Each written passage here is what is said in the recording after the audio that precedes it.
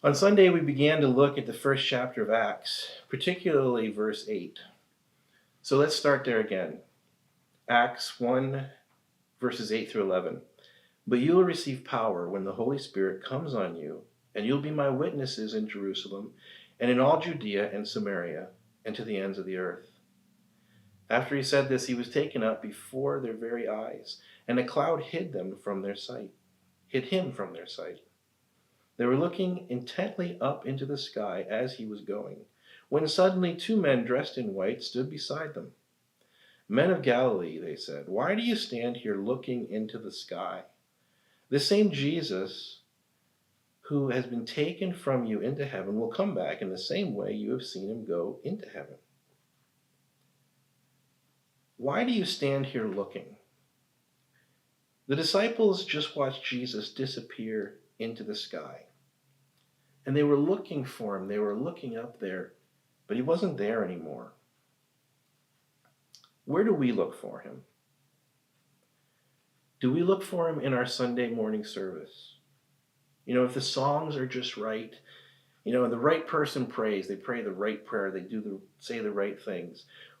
Or if the word is exegeted perfectly, that's obviously the most important part. Is that where we find him? Is that where we see him?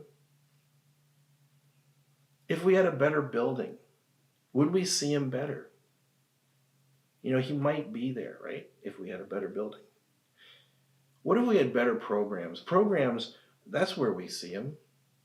That's where we show other people who he is, right? In our programs. Maybe it's me. Maybe if I was better.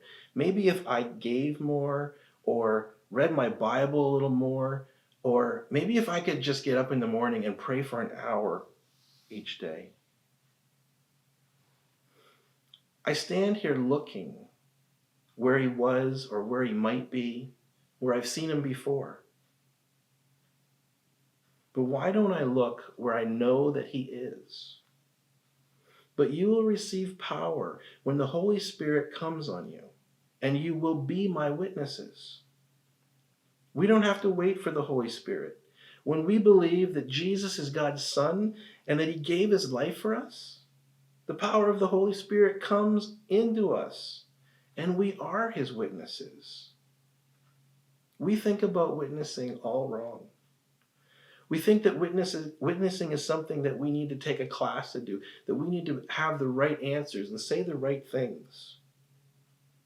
We think that God gives us opportunities to witness. That sometimes we're witnessing, we're in the coffee shop, we're talking to somebody, sometimes we're witnessing and sometimes we're not. Most of us, including me, are paralyzed as we wait for God to bring the right person or create the right opportunity for us to witness. He didn't say the Holy Spirit gives us opportunities to witness. He said, with the power of the Holy Spirit, you will be my witnesses. We are his witnesses when through the Holy Spirit, Christ lives in us and expresses himself through us. We don't need to take another class. We don't need to read another book or pray a little harder. We just need to believe what he said. You will receive power when the Holy Spirit comes on you, and you will be my witnesses. If the Spirit of Christ lives in me, then in everything I am his witness. Witnessing is not hard. It's not complicated. It's not stressful, because it's not about what I know. It's not about what I can prove.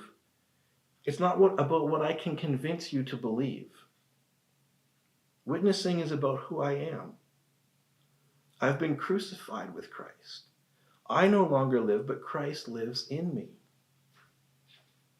Witnessing is about sharing with people who we are. So this is your question for the rest of the week.